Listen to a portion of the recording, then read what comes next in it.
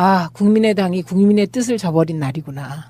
이렇게 생각을 하고 있는데 딱 보도를 보니까 안철수 짜잔 나타나가지고요. 뭐라 그랬어요? 국회 운영에 대해서는 우리가 뭐 결정권을 갖는다. 그러면 이 말은 우리가 부결시키기 위해서 반대표 더 많이 던졌어. 이거를 스스로 자백한 거잖아요. 반대를 위한 반대를 제대로 시전하셨고요. 네. 그러니까 이번 표결에 자기들이 승리라고 생각하면 승리겠지만 정치적 도의적 책임은 사실 국민의당 특히 안철수 당대표에게 있는 것이다라는 게 일반적인 평이에요. 네. 반대할 사람들이 반대한 거는 민주주의에 올리니까 오히려 욕할 수가 없는데 스스로, 자당바당? 네, 그러니까 스스로들 최소한 민주개혁 세력이라고 자부하는 사람들이라면 결국에는 자유한국당에 편성해가지고 사실 민주진보 진영과 보수 진영을 둘로 나눌 수 있다면 최소한 민주진보 진영에서는 가장 이상적인 후보자라고 했던 사람을 그냥 낙마시켜버린 거거든요. 그러니까 자당바당도 그게 민주주의 원리에서 반대한다. 그거는 이제 자당바당을 우리가 너무 이해하는 거죠. 어차피 버린 자식은 그냥 기대 심리가 없으니까요. 자당바당도 사실은 반대하면 안 되죠. 그래서 자바당이라고 요새 하는데요. 자바국. 자당바당. 그러니까 그렇게 보니까 이제는 뭐 이제 그때 뭐 표를 누가 어떻게 얼마를 찍었는지는 모르는 거니까 이제 뭐 그런 네. 분석을 할 필요가 사실 없는 것 같고 네. 어찌됐건 결과적으로는 국민의당이 반 이상은 김희수 헌재 소장을 반대했다 여건데 그러면 이제 저는 그렇게 예상을 한번 해봤어요. 점점점 수렁으로 빠져드는구나. 왜 그러냐면은 여러 가지 분석들이 있을 수 있는데 사실은 뭐 김희수 헌재 소장이 호남 출신이라고 해서 호남 분들이 그게 화내시거나 그러진 않을 거예요. 호남 출신이기 때문이 아니라 자유한국당 쪽에 동조했다는 것에 대한 배신감이 훨씬 더 클 거라고 보거든요. 그것을 고백한 거죠. 안철수 대표가 우리가 이제 국회에서 결정권을 가진 정당이 됐다. 이 말이. 그러니까 우리가 반대하면 반대고 찬성하면 된다. 그러니까 결국은 표결 결과는 우리가 주도했다. 이렇게 이제 자백하신 게 된 거고요. 이게 저는 명분이 있다면 뭐 호남이나 뭐 전 국민들이 그럴만해 이럴 것 같습니다. 이번엔 명분이 전혀 없어요. 명분이 없고 이제 되게 두 가지 정도거든요. 김희수 재판관에 대한 반대가 첫째는 이명박 박근혜 정부 하에서 박근혜 정부죠. 박근혜 정부 하에서 소수 의견을 많이 냈다는 거예요. 그렇죠. 그런데 소수 의견을 냈다는 게 결격 사유가 아닙니다. 헌재 구성은 더 다양화돼야 되고 소수 의견이 수렴될 수 있는 구도로 가야 되는 거고요. 다른 하나는 이분이 동성애에 대한 태도와 관련하여 의심받고 있는 건데요. 저는 그 점은 정말 좀 이상해요. 왜 이상하냐면 저도 차별금지법이라는 법안을 김한길 전 대표가 발의를 하셨고 우리 당 거의 60명이 이 발의에 서명했거든요. 근데 거기에 동성애도 차별금지 대상으로 들어있어요. 근데 그 부분 때문에 다른 분들이 저도 서명했는데 한 게 아니라 일반적인 차별금지 다른 거 다 있고 동성애가 들어가 있는 거예요. 그런데 이제 그게 갑자기 차별금지법이 동성애 합헌법이 되더니 동성애 지지법으로 바뀌고 이러더니 대대적으로 지난 총선 때 그 차별금지법에 서명한 의원에 대한 낙선 운동을 기독교계가 벌인 거 아닙니까? 일부가. 그런 논리적 비약을 끝내주신 분은 의외로 누군지 아세요? 반기문이세요. 그분은 동성애 결혼 합법화를 전 세계적으로 주장하고 다니셨는데 그러네. 그 보수 교단에서 반기문의 그런 행태에 대해서 문제 제기를 안 하셨거든요. 안 해가지고 그 이후로 이 차별금지법에 대한 문제 제기가 희석돼 버렸어요. 그런데 다시 김희수 재판관을 놓고 되살린 거죠. 일부가. 예. 그 둘 다 저는 타당성이 없다고 봅니다. 이들이 반대하는 건 사실 명문적으로도 반대가 그냥 힘겨루기에서 이겨보자. 어떻게 보면 문재인 대통령 지지율이 워낙 고공행진을 하고 이렇게 안보 상황이 위중한데도 떨어졌다 그래도 69%잖아요. 그다음에 이게 이제 리얼미터 조사가 그랬는데 그다음에 갤럽 조사는 여전히 뭐 72%인 거잖아요.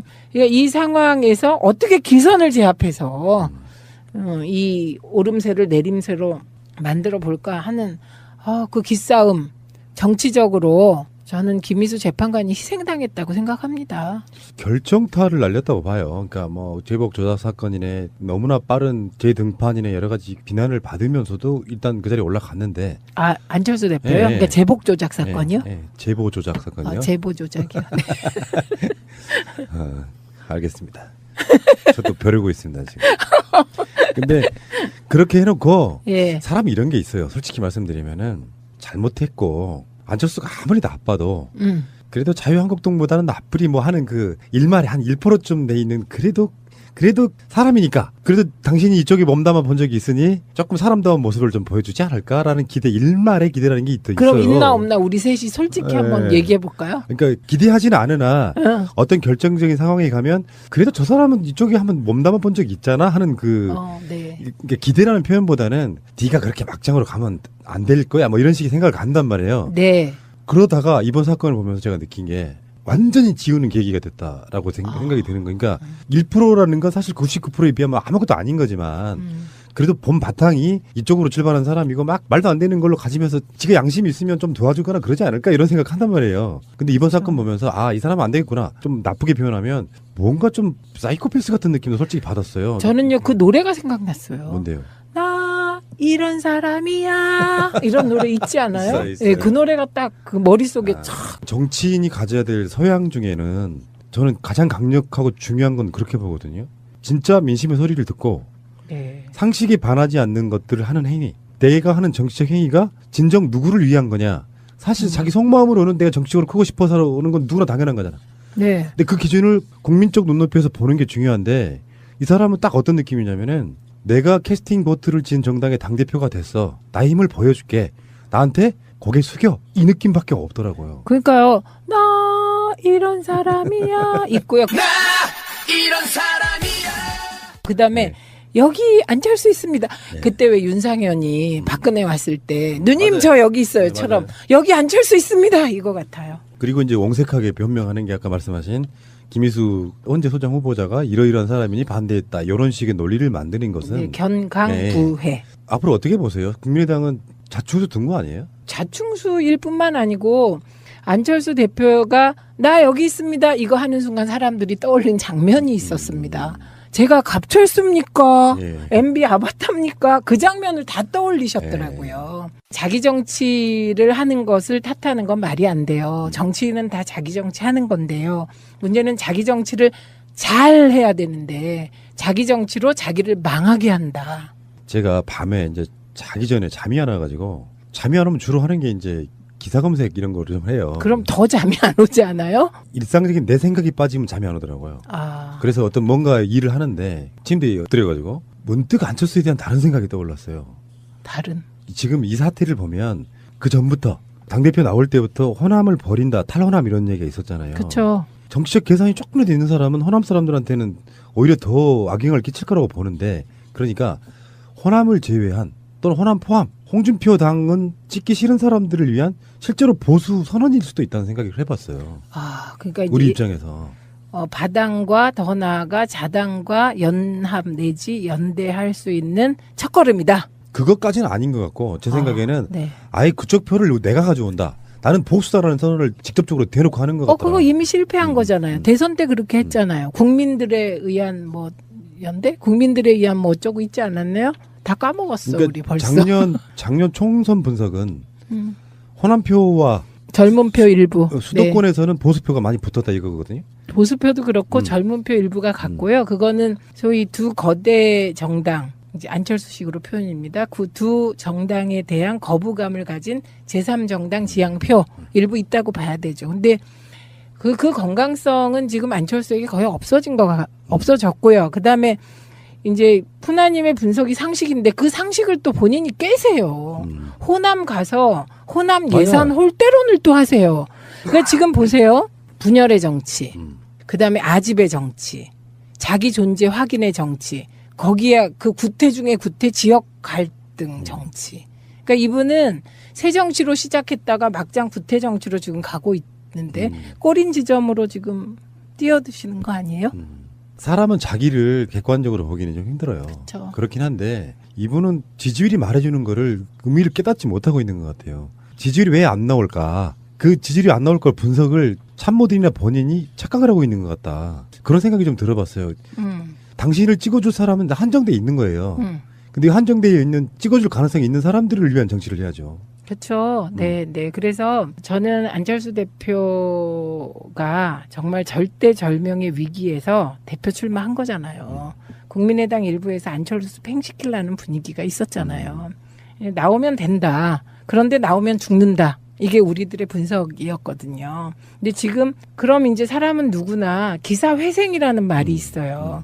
죽는 길인데 그 길에서도 마지막 한 가닥 올바른 가닥을 잡고 나가면 시간이 걸리면 살아나는 길이 있는데 스스로 가위로 싹둑 그 선을 잘라버린 겁니다. 그렇죠. 이번에. 돌아올 다리를 불태웠다 이런 얘기 있잖아요. 끊어버렸다. 네, 근데 돌아온 다리를 불태웠다 그랬을 땐 정말 그게 좋은 의미로 쓰이는데요. 그렇죠. 결연한 의지 이런 건데. 네. 그러면은 이제 뭐 안철수는 여기서 이미 접어둬서 네. 홍준표와 같은 무리로 저는 이제 취급을 할 생각이에요. 앞으로. 그렇게 됐죠. 그리고 홍준표 대표의 가장 큰 특징은 지지율 떨어지면 여론조사 기관을 없애고 싶어 하시고 네. 언론에 좋게 보도가 안 나면 또 해당 언론을 없애고 싶어 하시고 지금 그런 분이 방송 장악 운운하는 아주 웃기는 상황에 우리가 직면하고 있죠. 우원식 원내대표의 책임론도 있고 네. 본인이 사의표명했는데 그게 지금 뭐 반려됐다는 이야기도 있고 근데 이런 지점을 보거든요. 예전의 문법 같으면 이런 상황이 엄청난 상황이 벌어졌으니까 어떤 전략의 부재 이런 것을 탓하며 자리가 물러날 수도 있는데 전반적인 요건 수뇌부의 기류는 이런 걸로 물러나면 안 된다는 그 기류가 있는 것 같다는 생각이 들거든요. 기류 이런 거죠. 우리가 열린우리당 때 때문에 그래요. 열린우리당 때 대표가 몇 번 바뀌었는지 다 기억하고 있고요. 그 대표가 바뀌고 당이 계속 불안하면서 이제 이게 노무현 대통령 제대로 서포트하지 못한 우리가 트라우마가 있잖아요. 그리고 저는 그 트라우마는 살아서 작동해야 된다고 생각해요. 그 트라우마만은. 그래서 다시는 그런 실수는 안 해야 된다고 생각하고요. 원내 사령탑이 일부 비판받아야 합니다. 근데 이제 저는 이 과정을 보면 제일 아쉬웠던 점은 이유정 사퇴 시점입니다. 네, 이유정이 사퇴함으로써 카드가 없어진 거예요. 그래서 저는 그때도 이야기했거든요. 네. 이유정 후보자가 네. 사퇴해줌으로써 김희수는 훨씬 쉬워졌겠다라고 설명을 했었거든요. 사실은 그때는. 근데 너무 일찍 한 거라는 그쵸. 거죠. 예. 사퇴 시점. 사퇴를 하는 건 맞는데 그 이유정 개인으로 보면 사퇴했기 때문에 욕은 덜 먹는데 이게 전체 틀로 보면 이 전략을 짤 때 이유정과 김희수는 같이 갔어야 되는 거고 처음 전략은 그거였죠. 여당도. 근데 이제 이유정 후보자 너무 빨리 사퇴해버리니까 또 그 상태에서 이제 맞고 이렇게 가는 거죠. 사퇴 효과가 좀 반감돼 버린 거죠. 그렇죠, 예. 그렇죠. 그래서 이제 돌아보니 이제 그렇더라. 이거를 이제 여당 지도부들 다 그렇게 생각을 하고 있겠죠. 그런데 저는 그렇게 생각해요. 본래 3세판이라는 게 있기 때문에. 그래서 이번에 아쉬운 점이 많이 있을 거라고 생각합니다. 지지자들께서. 네. 그런데요. 안에 들어가서 해보면 120석 여당 가지고 한 명 한 명 설득해 나가는데 아무리 노력을 해도 결국 뒤통수 치는 표는 뒤통수 치는 겁니다. 그럼 이제 비난의 핵심이 뒤통수 치는 표를 왜 감지하지 못했냐인데 그것도 감지한 표가 있고 감지 못하는 표가 있는 것이거든요. 네, 그래서 저는 지금 뭐 우원식 원내대표가 사퇴하는 것은 그건 정말 자당바당 국당이 자바국당이 바라는 바라고 생각합니다. 그렇게 되면요. 원내대표가 만약에 지금 그만두면 원내대표 공지하고 다시 뽑는 데까지 아무리 그거를 이렇게 그 기간을 축소시켜도 열흘쯤 걸려요. 그럼 열흘 동안 정기국회에 우리 쪽에 그 협상 창구가 없어지는 거거든요. 네. 그러니까 이제 언론이나 또 일부 이제 지지자분들 입장에서는 전략이 너무 없어가지고 매번 당한다 이런 비판들을 하시거든요. 근데 네. 그 자리에 누가 가도 비열하게 정치하는 사람들은 못 이길 것 같다는 생각도 좀 들고요. 네, 그러니까 더 치열해지고 더 꼼꼼해져라. 그거는 뭐 100% 수용. 네, 그런데 3세판 있으니까요. 네. 두 번까지. 네. 근데 어제 청와대 반응은 상당히 불편한 기색이 역력했던 그런 반응이었는데 그렇죠. 네. 표현들을 보면 사인간의 표현하면 정말 짜증난다 이것들아 이런 느낌이었어요. 그래서 있을 수 없는 일이는 거죠. 헌정사상 처음이라니까요. 그런데 이제 결국에는 김희수 헌재 소장 후보자가 헌재 소장 권한 대행이었잖아요. 네. 그러면 새롭게 임명을 하지 않으면 계속 권한 대행 체제로 가는 거 아닌가요? 그렇죠. 네. 그냥 가는 거죠. 8분으로 그냥 가는 거고요. 예. 예. 그리고 다른 한 분은 대통령 몫이에요. 대통령 몫으로 지명해서 뭐 그럼 이제 뭐 그냥 가는 거죠. 대통령 몫은 그 표결이 없잖아요. 그러면 앞으로 정치라는 게 또 어떻게 보면 기세 싸움, 전쟁과도 같은 거여서 네. 자유한국당과 국민의당, 바른정당 이런 데는 기세를 한번 올렸단 말이에요. 네. 뭐 자기들 내부적으로 어떤 문제가 있을 것 같고 네. 그러면 앞으로 전망 좀 해주세요. 이것이 줄 효과, 나비 효과. 자당바당 국당은 기고만장하다가 추락하는 새는 날개가 없다가 될 거고요. 그다음에 이제 민주당은 보면 대충 그 재수 삼수에 강하기 때문에 우리는 그래서 이번 일 이후는 정말 꼼꼼해지고 치열해질 거라고 생각합니다. 역사는 분명히 반대급부 네. 돌아오는 게 있어요. 네. 나쁜 상황을 맞은 쪽과 나쁜 상황을 준 쪽이 네. 한쪽은 환호하고 한쪽은 실망할 필요는 사실 없는 것이 그것이 네. 주는 반전들이 분명히 있단 말이에요. 네. 그런 걸 잘 활용하는 방법. 예를 들어서 국민들 입장에서 네. 야 쟤네들 그냥 뒀더니 안 되겠네 음. 하고 더 뭉치는 결과를 줄 수도 있다. 그리고 민심은요. 네. 이게 이제 국회의원에 대한 제재 장치가 없다는 거, 국민에 대한 통제 수단이 없다는 거, 이건 개헌 논의 과정에서 반드시 논의해서 저는 뭐 국회의원 국민 소환권, 소환제 예. 꼭 관철해야 된다고 생각합니다. 정말 치외법권이에요. 저도 그렇게 생각합니다. 네. 근데 해줄까요? 그러니까 국회에서. 그거를 아, 국회의원들이 표결해서 만드는 거가 문제인 거죠. 그러니까 보세요. 우리가 이제 지금 고위공직자 비리수 차철 얘기하잖아요. 이게 검찰의 무소불위 권력을 분산하기 위해서잖아요. 그런데 최소한 이제 검찰은 행정부에 속해 있기 때문에 자기들이 법을 만들지는 않아요. 그런데 국회는 국회에 대해서 뭔가 국민적 통제를 가하는 법을 국회의원들이 만들어서 통과시켜요. 참 이게 모순이죠.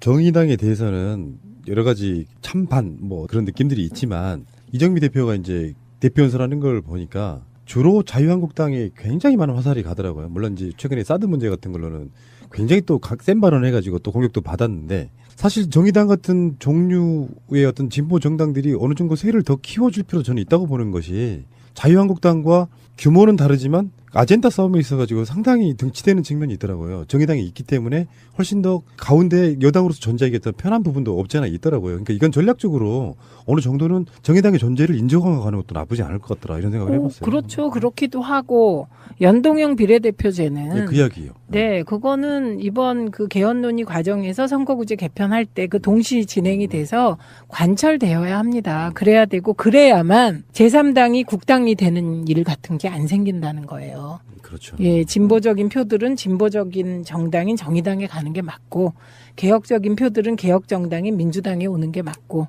이렇게 되는 거죠. 근데 이제 지금 스피커의 측면에서는 민주당이 굉장히 불리하죠. 왜냐하면 스피커가 2개일 때는 언론에서 1대1로 붙어요. 근데 스피커가 5개잖아요. 지금 정의당, 민주당, 정의당, 자바국당. 예. 거기에 새민중 정당인가? 뭐 어쨌든 그렇게 해서 이게 스피커가 5개로 분산돼 있는데 사실상 지금 보면 정의당은 진보의 정체성이 강하기 때문에 어떤 때 보면 화살이 우리한테도 많이 오는 거고요. 그다음에 자바국당은 대체로 또 비슷한 말을 하니까 지금 지형으로 보면 민주당이 되게 언론 스피커의 측면에서는 지금 불리한 상황인 거죠. 예. 그리고 저는 이번에 아주 김종대 의원에 대해서 너무 깜짝 놀랐습니다. 너무 세게 발언했어. 푸들이 뭐야? 그 센 발언 정도가 아니고 핀트도 틀린 거예요. 왜냐하면 영국과 미국의 관계에서 영국이 처한 상황이 다르죠. 영국이 무슨 뭐 지금 그 강대국에 둘러싸여 있습니까? 아니면 영국이 분단되어 있습니까? 예, 그 영국이 뭐 핵이 없습니까? 그러니까 저는 정말 비교할 수 없는 걸로 목표가 조롱인 거예요. 어떻게 그렇게 말을 할 수가 있어요? 그러니까 뭐 저는 일반적으로 내용을 가지고 사드 배치의 이 과정이 좀 자기가 납득할 수 없다. 이거 가능하다고 생각해요. 그다음에 중국에 대해서 더 설득할 필요가 없다. 이 정도 비판을 해야지. 세상에 푸들이 뭡니까 푸들이. 기존의 패러다임을 바꾸자는 게 제 그런 주장이거든요. 네. 그러니까 센 발언을 통해 갖고 상대방이 모욕 주는 방식으로는 안 돼요. 최대한 이해하지만 나도 내 이야기 하겠다라고 조근조근 설명해 주면 되는데 언론도 마찬가지잖아요. 비유 들었던 푸들이란 표현만 강조되는 그 상태로 가면 결론적으로 욕만 먹고 본인들의 주장도 사실 묻히는 결과를 갖고 오거든요. 그렇죠. 제가 보는 견해에서는 나는 이러이러해서 사드를 반대한다. 그렇지만 이해할 친구도 없지 않아 있다. 이런 식의 어떤 내용을 예, 가지고 그렇죠. 비판해야죠. 이런 중요한 사안을 이게 무슨 뭐 그 하찮은 사안도 아니고 사드 배치는 이게 간단한 사안인가요? 우리가 다들 말을 조심해서 그렇지 솔직히 제가 정의당 의원들께도 여쭙는데 개별적으로 저 만났을 때 정의당이 집권해도 사드 배치할 수밖에 없다고 말한 분들도 계셔요. 아 정말 저는 아주 그 푸들이라고 얘기한 거 하고 그거 보고는요 정말 네. 진짜 그렇게 하시면 안 됩니다. 그거는 전에 한번 그게 그 표현이 몇 년 전에 나왔던 표현이잖아요. 그 블레어에 네. 대해서 한 거예요. 뭐 사드에 대해서 네. 많이 하셨겠지만 네, 뭐 사드가 무슨 효용성의 문제인가요? 북핵에 1대1로 대응하는 무기로서의 효용성으로 사드를 평가하는 것만 있냐고요? 그러니까 아니잖아요. 사드의 관점에 대해서는 저는 이제 뭐 사드를 저는 지금도 반대합니다만 사드의 시작점을 봐야 된다고 생각하는 게 가장 먼저라고 생각해요. 그거를 북핵 국면에서 거절할 수 있을까? 배치하는 신용이라도 해 놓지 않으면 내외에서 엄청 시달릴 수밖에 없어서 결국에 목적 이루지 못한다. 그래서 임시 배치를 강조하는 게 아닌가 이런 생각을 한번 해봤고요. 네, 임시 배치도요. 그게 그러면 지금 전략적 환경 영향 평가에서는 통과를 한 거예요. 소규모 평가는. 그런데 1년여에 걸쳐서 진행되는 환경 영향 평가를 지금 제대로 진행하고 있습니다. 그게 안 끝났어요. 그런데 이런저런 정치적인 상황과 북한의 대응과 그에 대한 뭐 미국의 뭐 여러 가지 대응과 뭐 이런 것 때문에 뭐 사드를 배치하게 됐어요. 그럼 그걸 임시 배치라고 하지 뭐라고 합니까? 국가기관이 여러 가지 그 같은 사안에 대한 여러 가지 측면을 지금 진행하고 있는 거잖아요.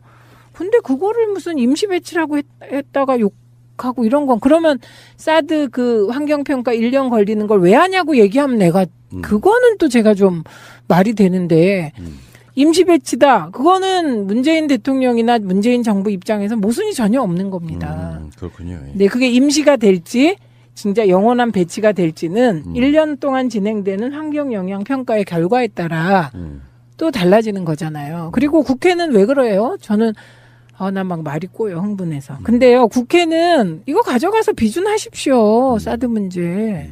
국회도 역할 좀 하십시오. 욕만 하지 말고. 기독교계가 버린 거 아닙니까? 일부가. 그런 논리적 비약을 끝내주신 분은 의외로 누군지 아세요? 반기문이세요. 그분은 동성애 결혼 합법화를 전 세계적으로 주장하고 다니셨는데 그러네. 그 보수 교단에서 반기문의 그런 행태에 대해서 문제 제기를 안 하셨거든요. 안 해가지고 그 이후로 이 차별금지법에 대한 문제 제기가 희석돼 버렸어요. 그런데 다시 김희수 재판관을 놓고 되살린 거죠. 일부가. 예. 그 둘 다 저는 타당성이 없다고 봅니다. 이들이 반대하는 건 사실 명문적으로도 반대가 그냥 그러니까, 힘겨루기에서 예. 이겨보자. 어떻게 보면 문재인 대통령 지지율이 워낙 고공행진을 하고 이렇게 안보 상황이 위중한데도 떨어졌다 그래도 69%잖아요. 그다음에 이게 이제 리얼미터 조사가 그랬는데 그다음에 갤럽 조사는 여전히 뭐 72%인 거잖아요. 그러니까 이 상황에서 어떻게 기선을 제압해서 이 오름세를 내림세로 만들어 볼까 하는 그 기싸움 정치적으로 저는 김희수 재판관이 희생당했다고 생각합니다. 결정타를 날렸다고 봐요. 그러니까 뭐 제복 조작 사건이네, 너무나 빠른 재등판이네 여러 가지 비난을 받으면서도 일단 그 자리에 올라갔는데. 안철수 대표요? 예, 예. 그러니까 제복 조작 사건이요? 예, 예. 제보 조작 사건이요. 제보 조작이요. 네. 알겠습니다. 저도 벼르고 있습니다 지금. 근데 그렇게 해놓고 예. 사람이 이런 게 있어요. 솔직히 말씀드리면은 잘못했고 안철수가 아무리 나빠도 그래도 자유한국당보다는 나쁘리 뭐 하는 그 일말에 한 1%쯤 돼 있는 그래도 사람이니까 그래도 당신이 이쪽에 몸담아 본 적이 있으니 조금 사람다움 출신이기 때문이 아니라 자유한국당 쪽에 동조했다는 거에 대한 배신감이 훨씬 더 클 거라고 보거든요. 그것을 고백한 거죠. 안철수 대표가 우리가 이제 국회에서 결정권을 가진 정당이 됐다. 이 말이. 그러니까 우리가 반대하면 반대고 찬성하면 된다. 그러니까 결국은 표결 결과는 우리가 주도했다. 이렇게 이제 자백하신 게 된 거고요. 이게 저는 명분이 있다면 뭐 호남이나 뭐 전 국민들이 그럴 만해 이럴 것 같습니다. 이번엔 명분이 전혀 없어요. 명분이 없고 이제 되게 두 가지 정도거든요. 김희수 재판관에 대한 반대가 첫째는 이명박 박근혜 정부 하에서 박근혜 정부죠. 박근혜 정부 하에서 소수 의견을 많이 냈다는 거예요. 그렇죠. 그런데 소수 의견을 냈다는 게 결격 사유가 아닙니다. 헌재 구성은 더 다양화돼야 되고 소수 의견이 수렴될 수 있는 구도로 가야 되는 거고요. 다른 하나는 이분이 동성애에 대한 태도와 관련하여 의심받고 있는 건데요.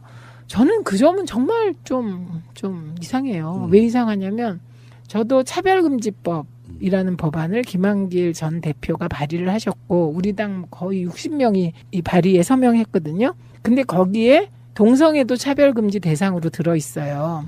근데 그 부분 때문에 다른 분들이 우리가 저도 서명했는데 한 게 아니라 일반적인 차별금지 다른 거 다 있고 동성애가 들어가 있는 거예요.